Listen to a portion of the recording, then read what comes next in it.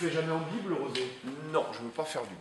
Je me refuse de faire du bible. D'accord. Parce qu'il y a trop de sulfite, tu es obligé de mettre plus de sulfate. Moi je trouve que ça respecte pas le travail du vigneron. Ça tu vois, tu vas voir, on va voir dehors, tu vas voir un rose, super rose, c'est un coup de carignan. Attention à toi.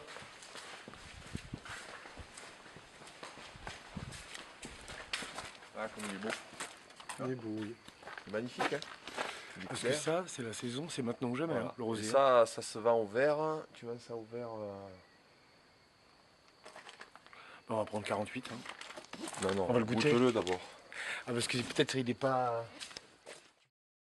On a goûté aussi du rosé, un vin de pays. Donc, Ouais, ça ce sont des jeunes vignes de Carignan, un peu de Grenache, qui ne rentrent pas en appellation, dont le Carignan est un cépage qui est très bon mais pour faire des rouges de garde, mais une fois qu'il est arrivé à 20-25 ans d'âge, que les vignes ont 20 ou 25 ans.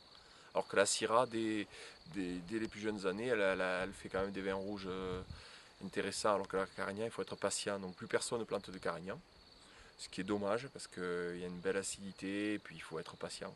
Donc en attendant l'âge requis pour faire des rouges, je le destine au rosé. Vin blanc chardonnay, donc un cépage pas très typique du coin, mais qui est sympa pour son équilibre, pour son acidité aussi.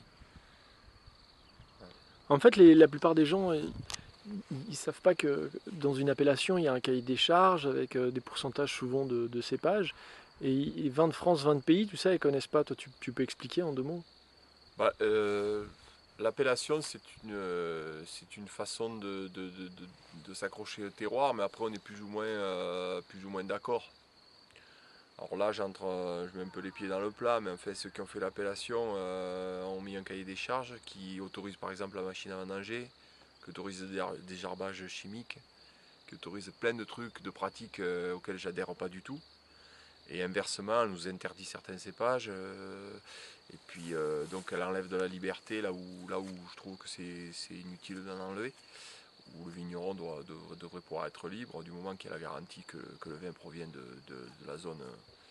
Mais bon, c'est des choix, bon, donc on s'y soumet, et quand on n'a pas envie de s'y soumettre, ben, on produit en dehors de l'appellation. C'est pas très. Bon, c'est comme ça, c'est un peu le système français.